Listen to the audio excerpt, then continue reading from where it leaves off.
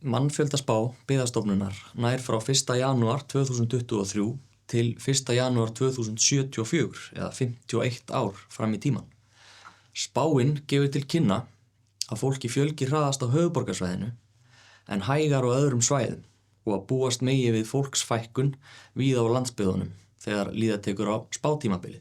Mannfjöldaspáin slembi líkan sem notast eingöngu við söguleg gögn, þannig að engar forsendur eru fyrirfram gefnar og hvergi notast við sérfræði álit. Opinber gögn frá Hagstofu Íslands mannfjölda, búferlaflutningar, fæðingar og dauðsföll eru notuð sem inntaksgögn fyrir mannfjöldalíkanið. Mannfjöldaspáin sett fram sem meðaltal og spábil 10.000 slembi úrtaka mannfjöldalíkansins og sköluð við miðgildi mannfjöldaspár Hagstofu Íslands. Nánari lýsingu á mannfjöldalíkaninu að finna í skýrslu mannfjöldaspána á heimasíðu Byggðastofnunar. Í þessu þarf að hafa í huga að óvissa mannfjöldaspárinnar töluverð og hún hefur tilhneigingu til að ofmeta mannfjölda minnstu sveitarfélagana sem eru með innan við 300 íbúa. Fyrir önnur sveitarfélög og svæði getur hún þó gefið þokkalega mynd af mannfjöldaþróun til skemmri tíma, til dæmis 15 ára, en það verður að taka niðurstöðunum til lengri tíma með fyrirvara.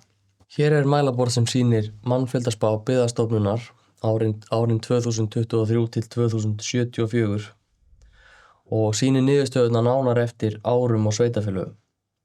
Og hérna vinstra megin listi yfir sveitarfélög landsins og þetta skipt eftir landshlutum.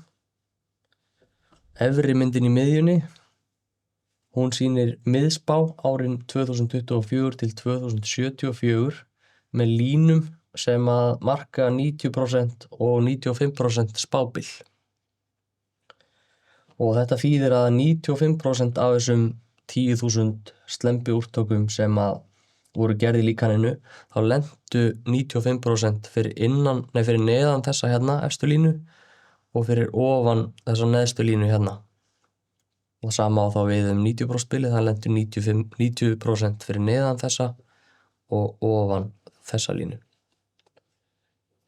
Neðri myndin á miðjunni aldurstré sem sýnir fjölda kalla og kvenna á hverju 5 eða 10 ára aldursbili sem spáin gerir ráð fyrir að búa á Íslandi á árinu sem valið. Nú erum við með árið 2024 hérna og það hægt að stilla á 5 ára bil eða 10 ára bil í spánni eða í aldurstrénu.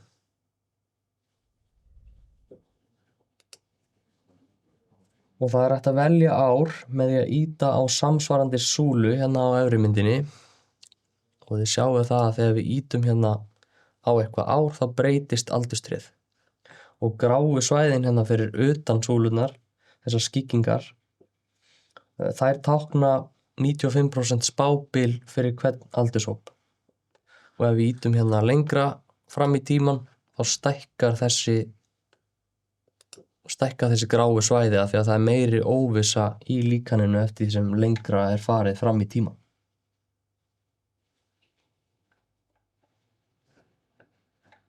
Og setjum hérna aftur á 2024 og við getum valið landshluta með því að ýta á hann hérna í töflunni.